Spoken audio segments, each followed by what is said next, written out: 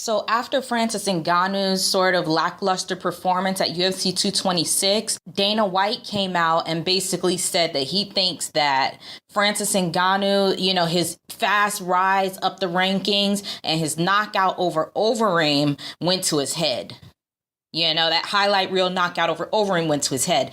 That's what Dana White said after the fight. Dana White, Francis Ngannou didn't go to the post-fight press conference, so we didn't get to hear from him. He did put something on social media just apologizing, saying that it was a bad performance. And he basically just said that he let all of his fears from the last fight follow him into this fight, which is understandable. I mean, I kind of get that.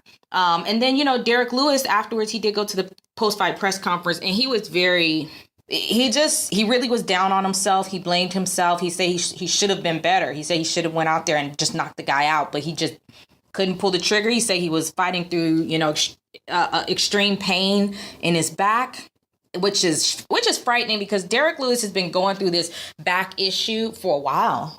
So it sounds pretty serious, pretty severe. He was getting those magnesium shots. And for a while, he was saying that it did make it feel a whole lot better, and that he was ready to get back in the octagon. But apparently not so. But he was throwing a lot more kicks than he normally does. So I'm not sure if that had something to do with it. Derek Lewis was pretty down on himself. He said he definitely thinks that fight just pushed him farther and farther away from the title shot. It didn't get him closer. So Dana White didn't agree. Dana White basically just said the guy's entertaining. He's always been in entertaining fights. This is the only fight where he just had low output. So he really didn't bag on Derek Lewis too much, but he seemed to be really bagging on Francis Ngannou. He's really not happy that Francis Ngannou went back to France. Before he fought Stipe. I forget which card that was, but before he fought Stipe for the title, apparently Francis Ngannou went to France and he didn't train. This is what Dana White says. He went to France and he did not train, and then he came back to PI, the Performance Institute, and did some training. Now the thing about Dana White is he doesn't know what goes on in France. If I were to ask Dana White right now, like, what's the weather like in France, he wouldn't know because he's not there. What I thought, Francis Ngannou said that he was going over to France to train with his team. But whatever. I don't even know. To be honest, I don't even care. The whole thing is a shit show. The only reason why he got pushed up fast through the ranking is because Dana White.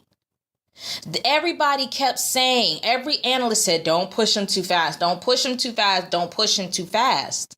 Francis Ngannou, he just doesn't seem like an arrogant man. He doesn't seem egotistical. He really doesn't come off like that. He does come off confident. He seems confident and just maybe, just confident, really. I don't see him as egotistical. He always has a smile on his face. He just seems like a genuine guy. But I don't know. Dana White was not happy with him. It'll be interesting to see who Francis Ngannou gets back in the octagon with. To be honest, if he couldn't even throw punches during that Derek Lewis fight, and we thought it was going to be an all-out war, if he couldn't throw punches during that fight, and he was in fit tip-top shape, he literally was in the best shape of his life, then there's a problem. There's a big problem there. And I think I know what the problem is. I really believe that Francis Ngannou needs a French speaker in his corner. He needs somebody who speaks his native language to help train with him. He really does, because Francis Ngannou he just looked like he was completely checked out. He needed somebody to say in whatever language he needed, in his native language or in French, get your shit together. Get your head in the game. Take it out of your ass and get it in the game. That's what he needed somebody to say. It wasn't about technique. We know that Francis Ngannou is a new fighter. He's only been fighting for 5 years, but he should have been able to go out there and throw. We all forgave him for getting beat up by Stipe Miocic because losses are so forgiving in MMA. You can lose a fight, and then in your next fight, if you knock somebody out, you might actually get a title shot. So nobody cares about losses like that. People forgive your losses. Now, yeah, we might praise the other guy, but still, that just means it wasn't your day.